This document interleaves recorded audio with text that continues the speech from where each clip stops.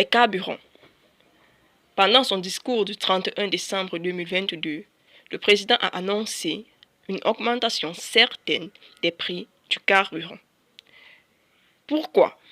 Pour plusieurs raisons, dont la principale est la situation politique internationale, avec la guerre en Ukraine contre la Russie, qui est le troisième producteur de pétrole au monde et qui s'est vu sanctionné par la communauté internationale pour ses agissements.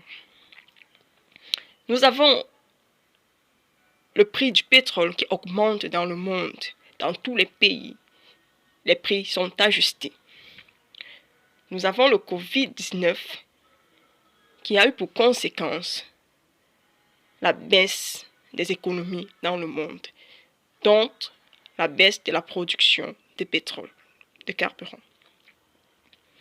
Nous avons aussi le prix des devises qui est différent, ce qui fait qu'il y en a qui payent cher parce que quand on change d'argent, ce n'est plus la même chose.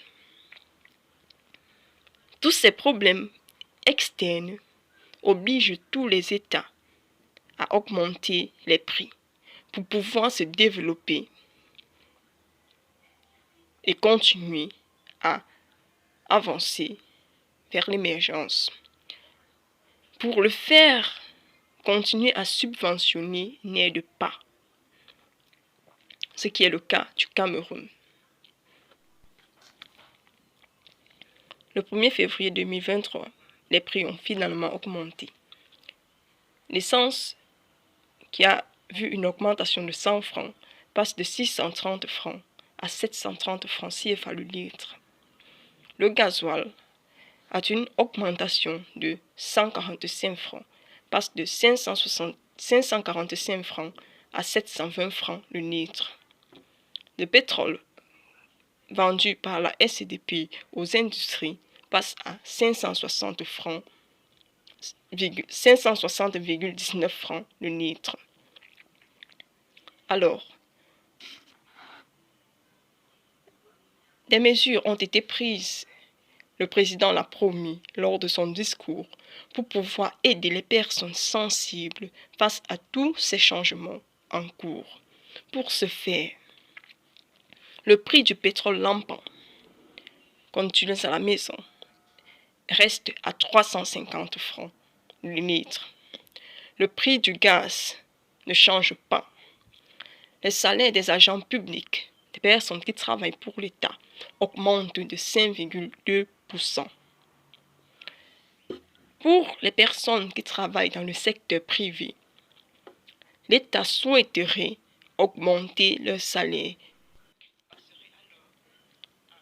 Le SMIC passerait alors à 41 875 francs. Mais pour cela, il faut discuter avec les syndicats du travail. Les conséquences dans les transports routiers. Le prix du taxi a augmenté de 50 francs. Le jour, il est passé de 250 à 300. La nuit, de 300 à 350. Pour les transports interurbains, il reste à 14 francs par kilomètre. L'aide de l'État accompagne toutes ces mesures. Pour cela, les personnes handicapées, les étudiants, les élèves utiliseront toujours les anciens prix, qui sont de 250 et de 300. Les enfants de 0 à 6 ans ne payent pas. En conclusion, le gouvernement va poursuivre le dialogue avec les organisations du secteur privé et les syndicats pour trouver plus de solutions